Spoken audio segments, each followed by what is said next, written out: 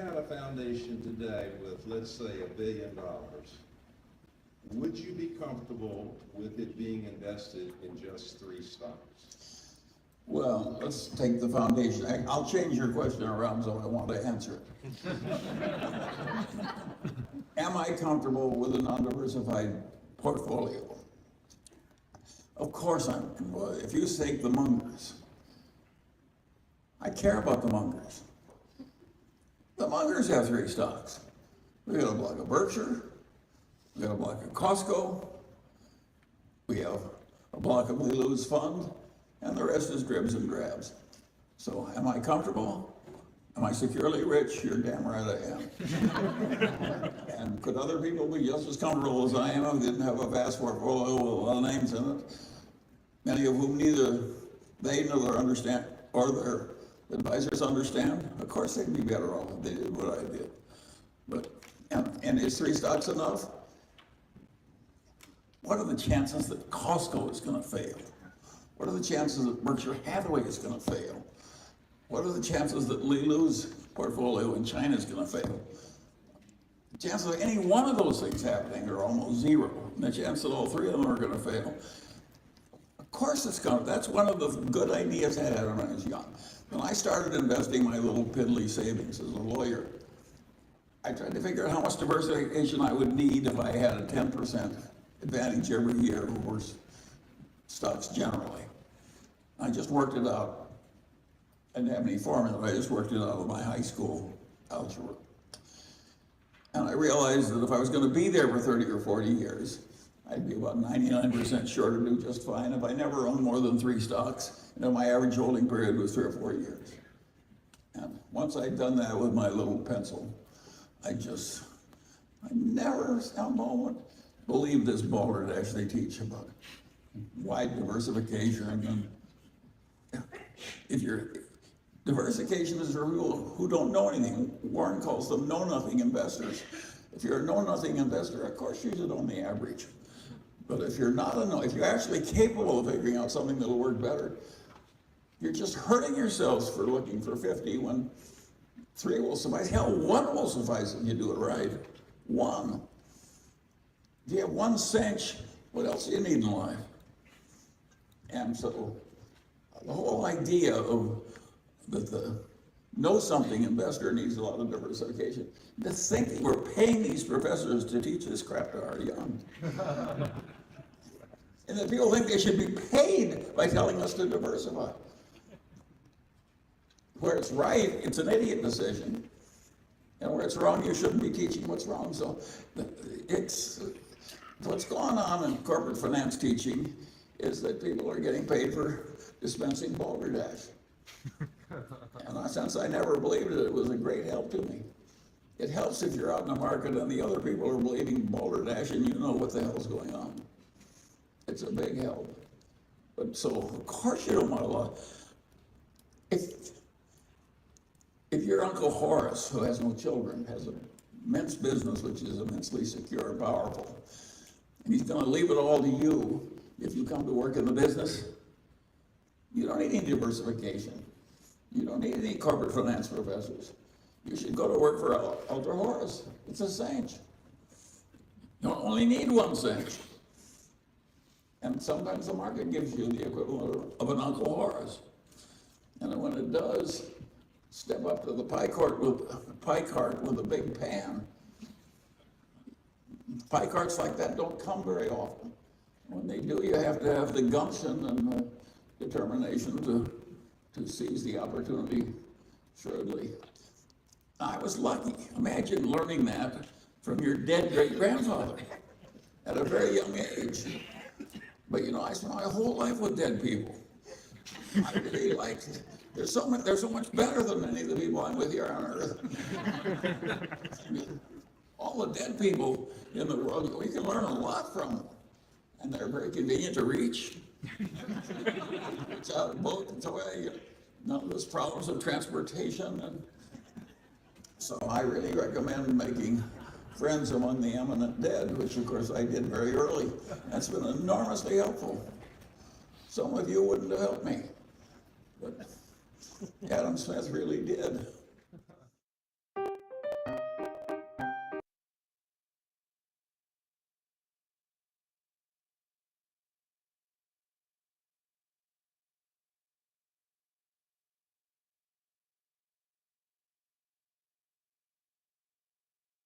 I was curious if the world changes a lot during a lifetime. By the time I'm closer to your age, what do you think will not change about what makes a good, successful business? What will not change is it won't be that damn easy. There'll be lots of people will die that you love. You'll have close breaks where it goes against you. There's a lot of trouble that's sure to come. And at the end, you'll know that it's all over, and that's the game. It's a very funny game when you know when you start you have to lose. See, a dog doesn't have to do that. We know from the start we can't win. Somebody, Wag, said that the law of thermodynamics ought to be restated. You can't win, you must lose, and you can't get out of the game. And so we all face this ultimate difficulty. But once you've accepted the limitations, you've got the problem how to get through your allotted span reasonably well. And I don't think that's that hard to figure out, because if you do pretty well, considering what you started with and so forth, and you stand at the end and you've done creditably, you've helped other people when they needed help because you had the capacity and intelligence to do it, and so on, set a reasonable example. It's a pretty good thing to do, and it's quite interesting. And the difficulties make it interesting. And something else happens that is really weird. We were talking about, in our directors meeting, preceded this meeting, you always get glitches to something as complicated as a new software program going into a big new area. And you suddenly have reverses and troubles and you're scrambling. And what I said is that I noticed in a long lifetime that the people who really love you are the people where you scramble together with difficulty and you jointly gotten through. And at the end, those people love you more than somebody who's just shared an uneven prosperity through the whole thing.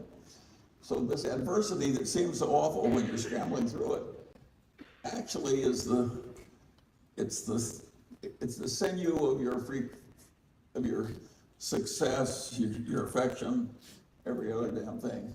And if you didn't have the adversity, you wouldn't have the bonds, which are so useful in life, that are going to come from handling the adversity well. The idea that life is a series of adversities and each one is an opportunity to behave well instead of badly is a very, very good idea. And I certainly recommend it to everybody in the room. And it works so well in old age because you get so many adversities you can't fix.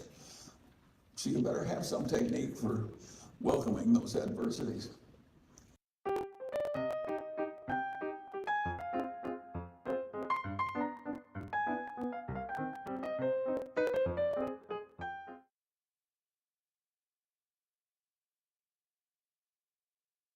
Secular approach who have also been very successful. Let's take Warren Buffett of Omaha, Nebraska. If you had put $10,000 in 1965 into his company, Berkshire Hathaway, you would have $1 million today. Warren was a chapter in my 1972 book, Super Money, so I've known him a long time. He learned his trade with Ben Graham, the original dean of security analysis at Columbia University. I don't think Warren has ever been on television until this interview, and he has certainly never courted publicity, but recently he got a lot of it when he emerged as the key figure in the takeover of ABC by Capital Cities.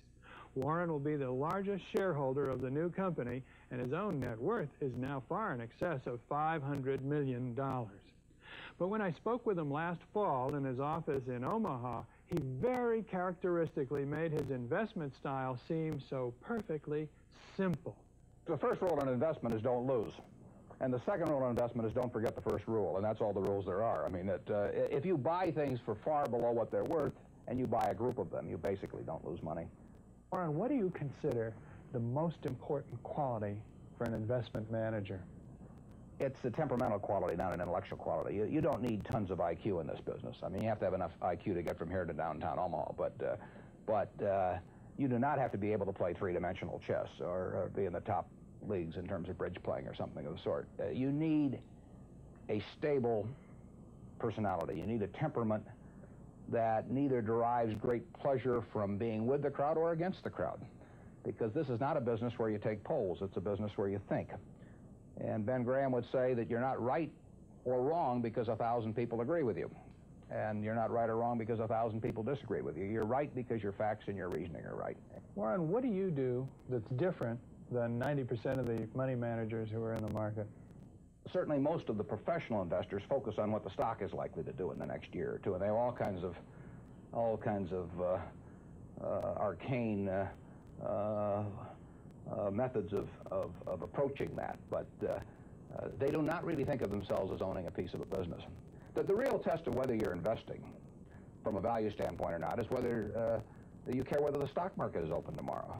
If you're making a good investment in a security, it shouldn't bother you if they close down the stock market for 5 years. All the ticker tells me is the price. Yeah. And I can look at the price occasionally to see whether the price is outlandishly cheap or outlandishly high, but prices don't tell me anything about a business. Business figures themselves tell me something about a business, but the price of a stock doesn't tell me anything about a business. I would rather value a stock or a business first and not even know the price, so that I'm not influenced by the price in establishing my valuation, and then look at the price later to see whether it's way out of line with what my value is. So Buffett chose to stay in this world, Omaha, Nebraska, where corn grows just minutes from downtown. Now, Omaha is a nice town, but nobody claims it's a world financial center. Here, the only thundering herd is actually on 4 feet.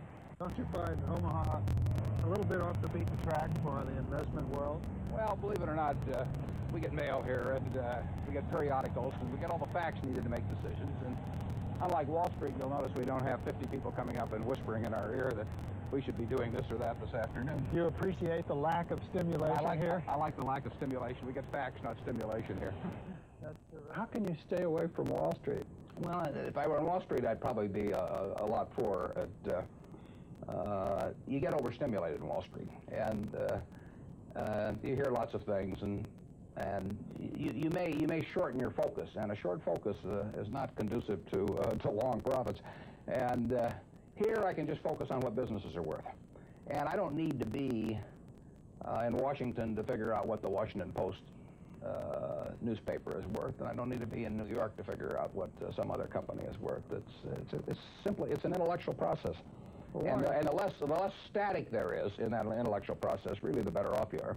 What is the intellectual process? The intellectual process is defining your level, defining your area of competence in valuing businesses, and then within that area of competence, finding whatever sells at the cheapest price in relation to value. And there are all kinds of things I'm not competent to value, but there are a few that I am competent to value. Have you ever bought a technology company? No, I really haven't. In 30 years of investing, not one? I haven't understood any of them. So you haven't ever owned, for example, IBM? Never owned IBM. Marvelous company. I mean, a sensational company, but I haven't owned IBM. And so here is this technological revolution going on, and you're not going to be a participant. Gone right past me. Is that all right with you? It's okay with me. I don't have to make money in every game. I mean, I don't know what cocoa beans are going to do. There are all kinds of things I don't know about, and that may be too bad, but why should I know all about them? I haven't worked that hard on them. In the securities business, you literally every day have thousands of the major American corporations offered to you at a price that changes daily, and you don't have to make any decisions. You have to make nothing is forced upon you. So there are no called strikes in the business. The pitcher just stands there and throws balls at you. And if you're playing real baseball and it's between the knees and the shoulders, you either swing or you get a strike called on you. If you get too many called on you, you're out. In the securities business, you sit there and they throw U.S. Steel at 25 and they throw General Motors at 68, and you don't have to swing at any of them. They may be wonderful pitches to swing at, but if you don't know enough, you don't have to swing. And you can sit there and watch thousands of pitches, and finally you get one right there where you want it, something that you understand, and then you swing. And so you might not swing for 6 months. You might not swing for 2 years. Isn't that boring? It would bore most people, and certainly boredom is a problem with most professional money managers. If they try to sit out an inning or two, not only do they get somewhat antsy, but their clients start yelling, "Swing, you bum!" from the stands, and that's very tough for people to do. Warren, your approach seems so simple. Why doesn't everybody do it? Well, I think partly because it is so simple. That the academics, for example, focus on all kinds of variables. Partly because by academics, you mean professors of right, finance? Yeah, the data's there. In business school? Sure, and the data's there. So they focus on whether if you buy stocks on Tuesday and sell them on Friday, you're better off, or if you buy them in election years and sell them in other years, you're better off, or if you buy small companies. There are all these variables because the data are there, and they've learned how to manipulate data. And as a friend of mine says, to a man with a hammer, everything looks like a nail. And once you have these skills, you just are dying to utilize them in some way, but they aren't important. If I were being asked to participate in a business opportunity, would it make any difference to me whether I bought it on a Tuesday or a Saturday or an election year or something? It's not what a businessman thinks about in buying businesses. So why think about it when buying stocks? Because stocks are just pieces of businesses.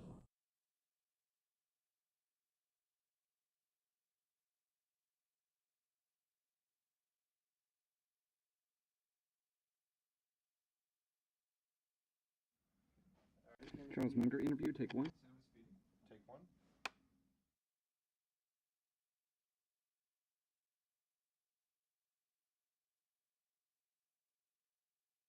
When I went back in 1959 to wind up my father's law practice, mutual friends introduced us. My father was the sole practitioner, and somebody had to go sit in his chair and wind up his practice. And it was during that period that I met Warren. When I first met Warren, I recognized immediately that he was a very intelligent person. And of course, he was interested in the subject that I was also interested in, which was the process of being a successful investor. And so, and we have a sort of similar senses of humor. And we had a high old time probably making ourselves obnoxious to the other people in the room. We both came from Omaha. We both worked in his grandfather's grocery store. So we had a lot of common experience. Well, there's a big correlation between success in life and an early start. And Warren had a passion for doing well competitively in getting money as a little tiny child. And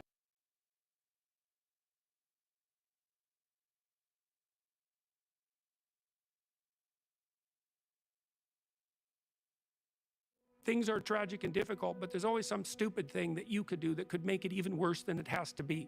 So that's life. And you need an antidote to that because that can embitter you.